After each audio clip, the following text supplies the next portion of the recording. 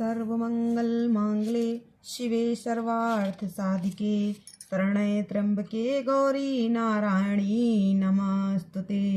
ब्रह्म परमानंद स्वरूपिणी धृत सिद्धि प्रदे देवी नारायणी नमोस्तुते। शरणागत दीनार्थ परित्राण परायण सर्वस्याहति हरे देवी नारायणी नमस्तुते। नमः चंडिकाय नमः। अथ दुर्गा सप्तशती भाषा। अथ देवा कवचम। महर्षि मार्कंडे जी बोले, हे पितामह, संसार में जो गुप्त हो और जो मनुष्यों की सब प्रकार से रक्षा करता हो और जो आपने किसी को आज तक बताया न हो, वह कवच मुझे बताइए। श्री ब्रह्मा जी कहने लगे, अत्यंत गुप्त व सब प्राणियों की भलाई करने वाला कवच मुझसे सुनो। प्रथम शैलपुत्री, दूसरी ब्रह्मचारिणी, तीसरी चंद्रघंटा, चौथी कुष्मांडा, पांचवी स्कंद माता, छठी कात्यायनी, सातवीं कालरात्रि, आठवीं महागौरी, नवीं सिद्धिदात्री। ये देवी की 9 मूर्तियां और ये 9 दुर्गा कहलाती हैं। आग में जलता हुआ, रण में शत्रु से घिरा हुआ, विषम संकट में फंसा हुआ मनुष्य यदि दुर्गा के नाम का स्मरण करे तो उसको कभी भी हानि नहीं होती। रण में उसके लिए कुछ भी आपत्ति नहीं और न उसे किसी प्रकार का दुख या डर ही होता है।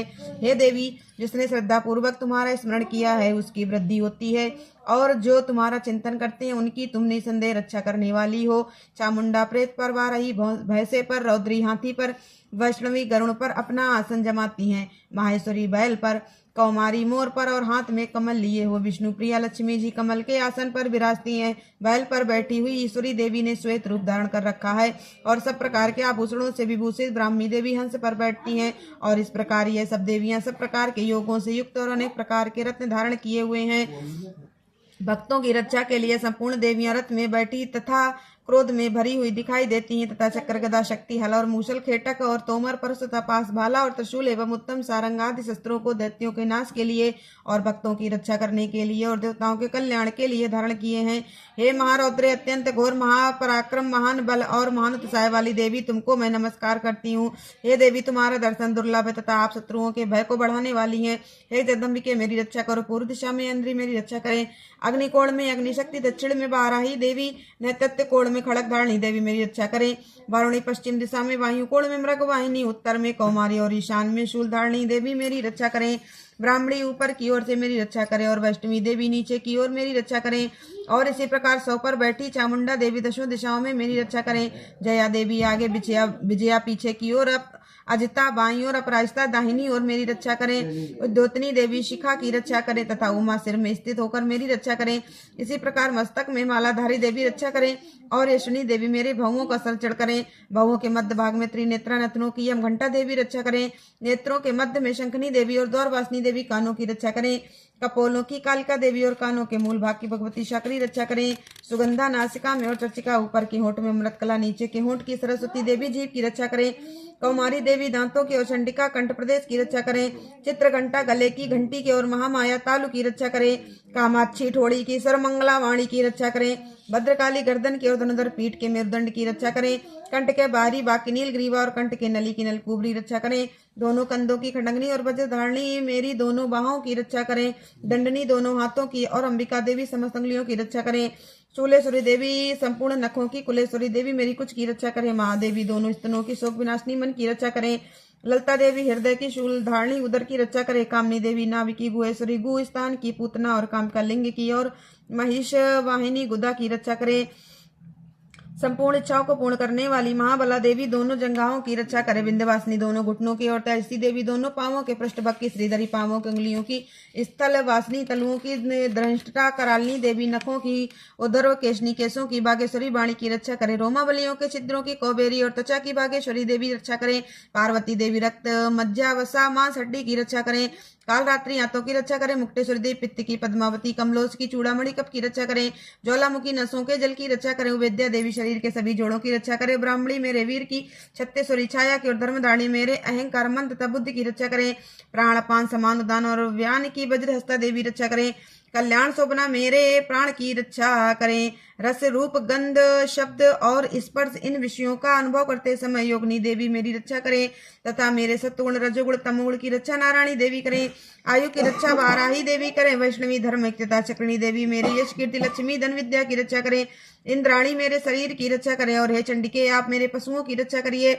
महालक्ष्मी मेरे पुत्रों की रक्षा करें, और भैरवी मेरे पति की रक्षा करें। मेरे पति की सुप्तता मार्ग की क्षमा कर देवी रक्षा करें। राजा के दरबार में महालक्ष्मी तथा सब और व्याप्त रहने वाली विजया देवी चारों ओर से मेरी रक्षा करें। जो स्थान रक्षा से रहित और कवच में रह गया हो उसकी पापों का नाश करने वाली जयंती देवी रक्षा करें। अपना शुभ चाहने वाले मनुष्य को बिना कवच के एक पग भी कहीं नहीं जाना चाहिए। कोई कवच रखने वाला मनुष्य जहाँ जहाँ भी जाता है वहां वहां उसे अवश्य धन लाभ होता है तथा विजय प्राप्त करता है। वह जिस अभीष्ट वस्तु की इच्छा करता है वह उसको इस कवच के प्रभाव से अवश्य मिलती है, और वह इसी का संसार में महाश्वर को प्राप्त होता है। कवचधारी मनुष्य निर्भय होता है और वह तीनों लोकों में माननीय होता है। देवी का यह कवच देवताओं के लिए भी कठिन है। जो नित्य प्रतिनियम पूर्वक तीनों संध्याओं को श्रद्धा के साथ इसका पठन पाठन करता है उसे देव शक्ति प्राप्त होती है। वह तीनों लोकों को जीत सकता है तथा काल मृत्यु से रहित होकर 100 वर्षों तक जीवित रहता है। उसकी लूता, चर्मरोग, विस्फोटक आदि समस्त व्याधियां समूल नष्ट हो जाती हैं, और स्थावर, जंगम तथा कृत्रिम विष दूर होकर उनका कोई असर नहीं होता है तथा समस्त विचारक प्रयोग और इस तरह के जितने यंत्र, मंत्र, तंत्र इत्यादि होते हैं इस कवच के हृदय में धारण कर लेने पर नष्ट हो जाते हैं। इसके अतिरिक्त पृथ्वी पर विचरने वाले भूचर, नपचर, जलचर प्राणी, उपदेश मात्र से सिद्ध होने वाले निम्न कोटि के देवता, जन्म के साथ प्रकट होने वाले देवता, कुल देवता, कंठमाला आदि डाकनी, शकनी, अंतरिक्ष में विचरने वाली अत्यंत बलवती भयानक डाकनियां, ग्रह, भूत, यक्ष, गंधर्व, राक्षस, ब्रह्म राक्षस, बैताल, कुष्मांड और भैरव आदि अनिष्टकारक देवता भी उस मनुष्य को जिसने की अपने हृदय में यह कवच धारण किया हुआ है देखते ही भाग जाते हैं। इस कवच के धारण करने से महान और तेज बढ़ता है। जो मनुष्य इस कवच का पाठ करके उसके बाद सप्तशती चंडी का पाठ करता है उसका यश जगत में विख्यात होता है। और जब तक वन, पर्वत और कानिनाथ इस भमंडल पर स्थित हैं तब तक यहाँ पुत्र, पौत्र आदि संतान परंपरा बनी रहती है। फिर देहांत होने पर ऐसा मनुष्य परम पद को प्राप्त होता है जो देवताओं के लिए भी कठिन है, और अंत में सुंदर रूप को धारण करके भगवान शंकर के साथ आनंद करता हुआ परम मोक्ष को प्राप्त होता है। अथ अर्गला स्तोत्रम। मार्कंडे जी कहते हैं, जयंती, मंगला, काली, भद्रकाली, कपालिनी, दुर्गा, क्षमा, शिवा, धात्री, स्वाहा और सौदा इन नामों से प्रसिद्ध देवी मैं तुम्हें नमस्कार करती हूँ। हे देवी तुम्हारी जय हो। प्राणियों के संपूर्ण दुख हरने वाली तथा सब में व्याप्त रहने वाली देवी तुम्हारी जय हो। काल रात्रि तुम्हें नमस्कार है। मधु और कैटभ दैत्य का वध करने वाली, ब्रह्मा को वरदान देने वाली देवी तुम्हें नमस्कार है। तुम मुझे रूप दो, जय दो, यश दो और काम क्रोधा शत्रुओं का नाश करो। महिषासुर का नाश करने वाली तथा भक्तों को सुख देने वाली देवी तुम्हें नमस्कार है। तुम मुझे सुंदर स्वरूप दो, विजय दो और मेरे शत्रुओं को नष्ट करो। हे रक्त बीज का वध करने वाली है, चंडमुंड को नाश करने वाली, तुम मुझे रूप जय दो, यश दो और काम क्रोधा शत्रुओं का नाश करो। हे शुंभ, निशुंभ और धूम्राक्ष राक्षस का मर्दन करने वाली देवी, मुझको स्वरूप दो, विजय दो, यश दो और शत्रुओं का नाश करो। हे पूजित युगल चरण वाली देवी, हे संपूर्ण सौभाग्य प्रदान करने वाली देवी, तुम मुझे रूप दो, जय दो, यश दो और काम क्रोधा शत्रुओं का नाश करो। हे देवी तुम्हारे रूप और चरित्र अमित हैं, तुम सब शत्रुओं का नाश करने वाली हो, मुझे रूप, जय, यश दो और काम क्रोधा शत्रुओं का नाश करो। पापों को दूर करने वाली चंडिके, इस संसार में जो भक्ति से तुम्हारा पूजन करते हैं उनको तुम रूप तथा विजय और यश दो तथा उनके शत्रुओं का नाश करो। रोगों का नाश करने वाली चंडिके, जो भक्ति पूर्वक तुम्हारी पूजा करते हैं उन्हें रूप दो, जय दो, यश दो और उनके काम क्रोधा शत्रुओं का नाश करो। हे चंडिके, इस संसार में जो भक्ति से तुम्हारी पूजा करते हैं उनको तुम रूप, विजय और यश दो तथा उनके शत्रुओं का नाश करो। हे देवी मुझे सौभाग्य दो, आरोग्य दो, परम सुख दो, रूप दो, जय दो, यश दो और मेरे काम क्रोध शत्रुओं का नाश करो। हे देवी जो मुझसे बैर रखते हैं उनका नाश करो और मुझे अधिक बल प्रदान कर रूप, जय, यश दो और मेरे शत्रुओं का संहार करो। हे देवी मेरा कल्याण करो और मुझे उत्तम संपत्ति प्रदान करो, रूप, जय, यश दो और काम क्रोध शत्रुओं का नाश करो। हे देवता तथा राक्षसों के मुकुट रत्नों से स्पर्श किए हुए चरणों वाली देवी, हे अंबिके मुझे स्वरूप दो, विजय तथा यश दो और मेरे शत्रुओं का नाश करो। और हे देवी अपने भक्तों को विद्वान, कीर्तिवान और लक्ष्मीवान बनाओ और उन्हें रूप दो, जय दो, यश दो और उनके शत्रुओं का नाश करो। हे प्रचंड दैत्यों के अभिमान का नाश करने वाली चंडिके मुझे शरणागत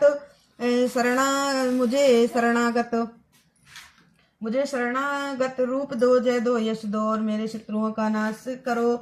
मुझे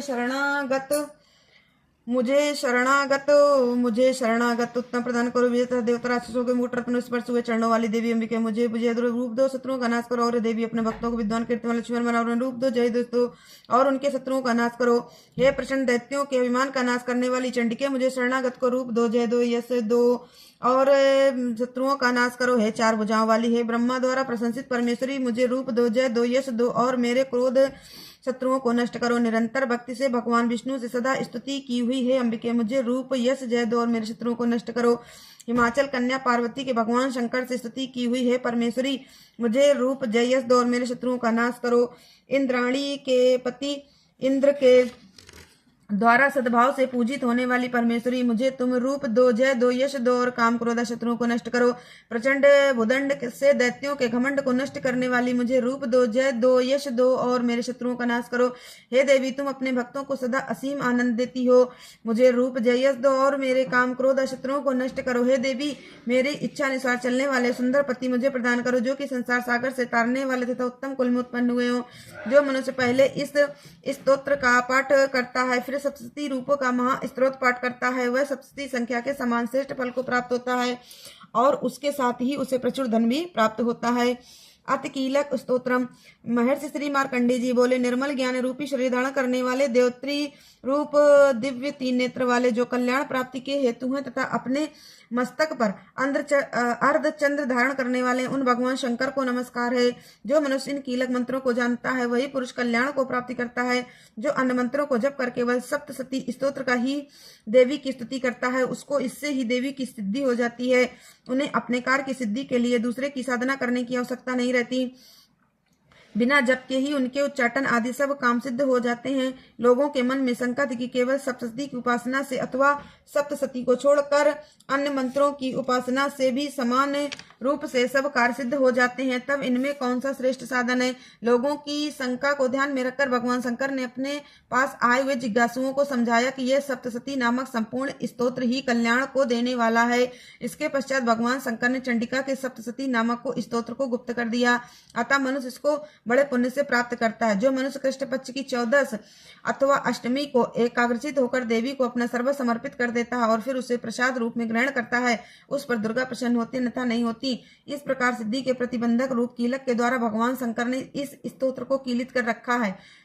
जो पुरुष इस सप्तशती को निष्कीलन करके नित्य पाठ करता वह सिद्ध हो जाता है, वही देवों का पार्षद होता है और वह गंधर्व होता है। सर्वत्र विचरते रहने पर भी उस मनुष्य को इस संसार में कहीं कोई डर नहीं होता। वह आप मृत्यु के वश में नहीं पड़ता और मरकर मोक्ष की प्राप्ति हो जाती है। किंतु इस कीलक की विधि को जानकर ही सप्तशती का पाठ करना चाहिए। जो ऐसा नहीं करता वह नष्ट हो जाता है। कीलन और निष्कीलन संबंधी जानकारी के पश्चात यह स्तोत्र निर्दोष होता है और विद्वान पुरुष इस निर्दोष स्तोत्र का ही पाठ आरंभ करते हैं। स्त्रियों में जो कुछ सौभाग्य दिखाई देता वह सब इस पाठ की ही कृपा है। इसलिए इस कल्याणकारी स्तोत्र का सदा पाठ करना चाहिए। इस स्तोत्र का सनय सनय पाठ करने से भी स्वल्प फल की प्राप्ति होती है, इसलिए उच्च स्वर से ही इसका पाठ आरंभ करना चाहिए। जिस देवी के प्रसाद से ऐश्वर्य, सौभाग्य, आरोग्य, संपत्ति, शत्रुनाश तथा परम मोक्ष की प्राप्ति होती है, उस देवी की स्तुति मनुष्य को अवश्य करनी चाहिए। इति कीलक स्तोत्रम समाप्त। चौथा अध्याय। इंद्रादि देवताओं द्वारा देवी की स्तुति। महर्षि मेधा बोले, देवी ने जब पराक्रमी दुरात्मा महिषासुर को मार गिराया और असुरों की सेना को मार दिया, तब इंद्रादि समस्त देवता अपने सिर तथा शरीर को झुकाकर भगवती की स्तुति करने लगे। जिस देवी ने अपनी शक्ति से यह जगत व्याप्त किया और जो इंद्रा गिराए और असुरों की सेना को मार दिया, तब इंद्रादि समस्त देवता अपने सिर तथा शरीर को झुकाकर भगवती की स्तुति करने लगे। जिस देवी ने अपनी शक्ति से यह जगत व्याप्त किया है और जो संपूर्ण देवताओं तथा महर्षियों का पूजनीय है, उस अंबिका को हम भक्ति पूर्वक नमस्कार करते हैं। वह हम सबका कल्याण करें। जिसे अतुल प्रभाव और बल का वर्णन भगवान विष्णु, शंकर और ब्रह्मा जी भी नहीं कर सके, वही चंडिका देवी इस संपूर्ण जगत का पालन करें और अशुभ भय का नाश करें। पुण्य आत्माओं के घरों में तुम स्वयं लक्ष्मी रूप हो और पापियों के घरों में तुम अलक्ष्मी रूप हो और सतकुल में उत्पन्न होने वालों के लिए तुम लज्जा रूप होकर उनके घरों में दुर्गा भगवती को नमस्कार करते हैं। हे देवी, इस विश्व का पालन करो। हे देवी, हम तुम्हारे अचिंत्य रूप का किस प्रकार वर्णन करें। असुरों के नाश करने वाले भारी पराक्रम तथा समस्त देवताओं और दैत्यों के विषय में जो तुम्हारे पवित्र चरित्र हैं, उनको हम किस प्रकार वर्णन करें। हे देवी, त्रिगुणात्मिका होने पर भी तुम संपूर्ण जगत की उत्पत्ति का कारण हो। हे देवी, भगवान विष्णु, शंकर आदि किसी भी देवता ने तुम्हारा पार नहीं पाया। तुम सबकी आश्रय हो। यह संपूर्ण जगत तुम्हारा ही अंश रूप है, क्योंकि तुम सबकी आदिभूत प्रकृति हो। हे देवी, तुम्हारे जिस नाम के उच्चारण से संपूर्ण यज्ञों में सब देवता तृप्ति लाभ करते हैं, वह स्वाहा तुम ही हो। इसके अतिरिक्त तुम पितरों की तृप्ति का कारण हो, इसलिए सब आपको स्वधा कहते हैं।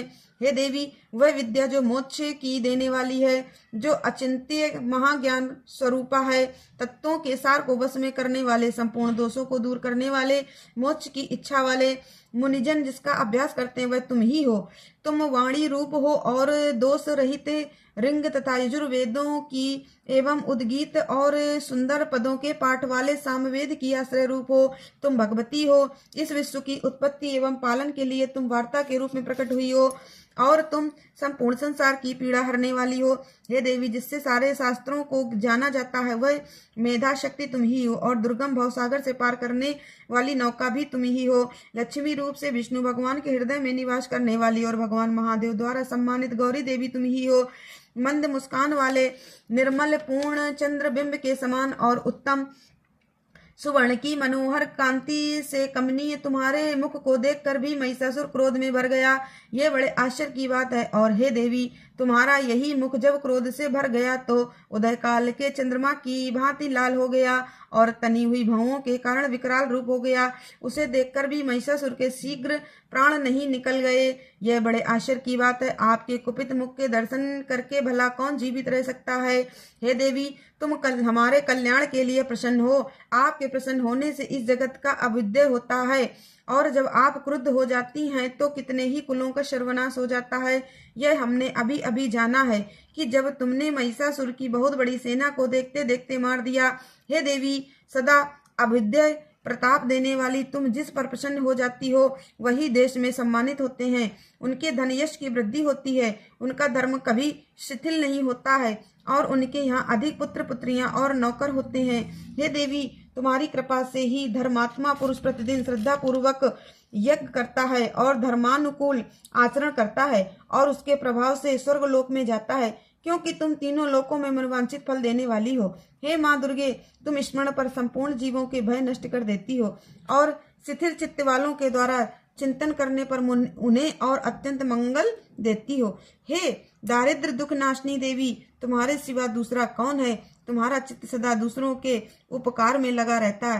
हे देवी, तुम शत्रुओं को इसलिए मारती हो कि उनके मारने से दूसरों को सुख मिलता है।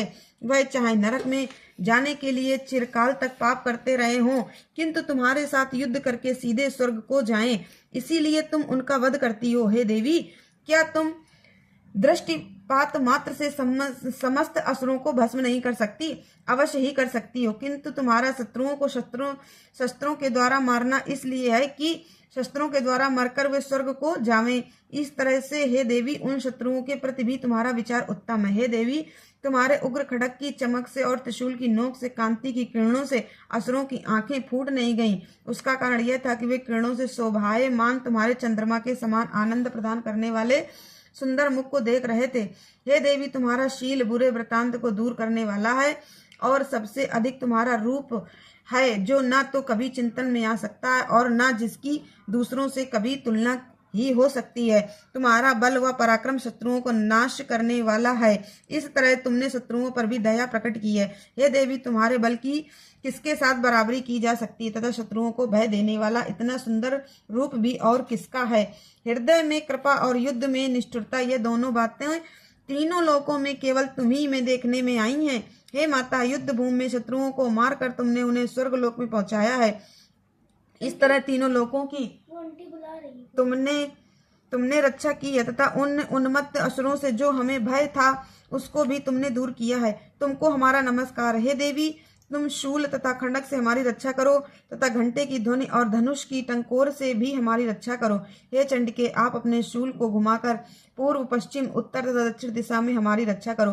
तीनों लोकों में जो तुम्हारे सौम्य रूप हैं तथा घोर रूप हैं, उनसे हमारी रक्षा करो तथा इस पृथ्वी की रक्षा करो। हे अंबिके, आपके कर पल्लवों में जो खड्ग शूल और गदा आदि शस्त्र शोभा पा रहे हैं, उनसे हमारी रक्षा करो।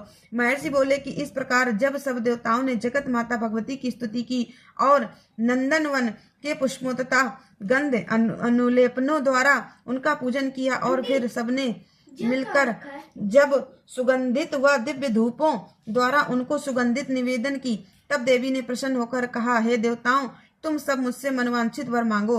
देवता बोले, हे भगवती, तुमने हमारा सब कुछ कार्य कर दिया, अब हमारे लिए कुछ भी मांगना बाकी नहीं रहा, क्योंकि तुमने हमारे शत्रु महिषासुर को मार डाला है। हे महेश्वरी, तुम इस पर भी यदि हमें कोई वर देना चाहती हो तो बस इतना वर दो कि जब जब हम आपका स्मरण करें तब तब आप हमारी विपत्तियों को हरण करने के लिए हमें दर्शन दिया करो। हे अंबिके, जो कोई भी तुम्हारी स्तुति करे तुम उनको वित्तीय समृद्धि और वैभव देने के साथ ही उनके धन और स्त्री आदि संपत्ति बढ़ावें और सदा हम पर प्रसन्न रहें। महर्षि बोले, हे राजन, देवताओं ने जब जगत के लिए तथा अपने लिए इस प्रकार प्रश्न किया तो बस तथास्तु कहकर देवी अंतर्धान हो गई। हे भूप, जिस प्रकार तीनों लोकों का हित चाहने वाली वह भगवती देवताओं के शरीर से उत्पन्न हुई थी, वह सारा वृतांत मैंने तुझसे कह दिया। और इसके पश्चात दुष्ट असुरों तथा शुंभ निशुंभ का वध करने और सब लोगों की रक्षा करने के लिए जिस प्रकार गौरी देवी के शरीर से उत्पन्न हुई थी, वह सारा वृतांत मैं यथावत वर्णन करता हूँ। महर्षि मेधा ने कहा, हे राजन, अपने प्यारे भाई को मरा हुआ तथा सेना को नष्ट हुई देखकर क्रोध में भरकर दैत्यराज शुंभ कहने लगा, दुष्ट दुर्गे, तू अहंकार से गर्व मत कर, क्योंकि तू दूसरों के बल पर लड़ रही है। देवी ने कहा, हे दुष्ट, देख, मैं तो अकेली ही हूँ, इस संसार में मेरे सिवा दूसरा कौन है? यह सब मेरी शक्तियां हैं, देख, यह सबकी सब मुझ में प्रविष्ट हो रही हैं। इसके पश्चात ब्राह्मणी आदि सब देवियां उस देवी के शरीर में लीन हो गईं और देवी अकेली रह गईं। तब देवी ने कहा, मैं अपनी ऐश्वर्य शक्ति से अनेक रूपों में यहाँ उपस्थित हुई थी, उन सब रूपों को मैंने समेट लिया है, अब अकेली ही यहाँ खड़ी हूँ, तुम भी यहीं ठहरो। महर्षि मेधा ने कहा, तब देवताओं तथा राक्षसों के देखते देखते देवी तथा शुंभ में भयंकर युद्ध होने लगा। अंबिका देवी ने सैकड़ों अस्त्र शस्त्र छोड़े, उधर दैत्यराज ने भी भयंकर अस्त्रों का प्रहार आरंभ कर दिया। देवी के छोड़े हुए सैकड़ों अस्त्रों को दैत्य ने अपने अस्त्रों द्वारा काट डाला। इसी प्रकार शुंभ ने जो अस्त्र छोड़े उनको देवी ने अपनी भयंकर हुंकार के द्वारा ही काट डाला। दैत्य ने जब सैकड़ों बाण छोड़कर देवी को ढक दिया तो क्रोध में भरकर देवी ने अपने बाणों से उसका धनुष नष्ट कर डाला। धनुष कट जाने पर दैत्येंद्र ने शक्ति चलाई, लेकिन देवी ने उसे भी काट कर फेंक दिया। फिर दैत्येंद्र चमकती हुई ढाल लेकर देवी की ओर दौड़ा, किंतु जब वह देवी के समीप पहुंचा तो देवी ने अपने तीक्ष्ण बाणों से उसकी चमकने वाली ढाल को भी काट डाला। फिर दैत्येंद्र का घोड़ा मर गया, रथ टूट गया, सारथी मारा गया। तब वह भयंकर मुदगर लेकर देवी पर आक्रमण करने के लिए चला, किंतु देवी ने अपने तीक्ष्ण बाणों से उसके मुदगर को भी काट दिया। इस पर दैत्य ने क्रोध में भरकर देवी की छाती में बड़े जोर से एक मुक्का मारा। दैत्य ने जब देवी को मुक्का मारा तो देवी ने भी उसकी छाती में जोर से एक थप्पड़ मारा। थप्पड़ खाकर पहले तो दैत्य पृथ्वी पर गिर पड़ा, किंतु तुरंत ही वह उठ खड़ा हुआ। फिर वह देवी को पकड़कर आकाश से की ओर उछला और वहां जाकर दोनों में युद्ध होने लगा। वह युद्ध ऋषियों व देवताओं को आश्चर्य में डालने वाला था। देवी आकाश में दैत्य के साथ बहुत देर तक युद्ध करती रही। फिर देवी ने उसे आकाश में घुमाकर पृथ्वी पर गिरा दिया। दुष्ट आत्मा दैत्य पुनः उठकर देवी को मारने के लिए दौड़ा। तब उसको अपनी ओर आता हुआ देखकर देवी ने उसकी छाती विदीर्ण करके उसको पृथ्वी पर पटक दिया। देवी के त्रिशूल से घायल होने पर उस दैत्य के प्राण पखेरु उड़ गए और उसके मरने पर समुद्र, द्वीप, पर्वत और पृथ्वी सब कांपने लग गए। तदनंतर उस दुष्टात्मा के मरने से संपूर्ण जगत प्रसन्न व स्वस्थ हो गया तथा आकाश निर्मल हो गया।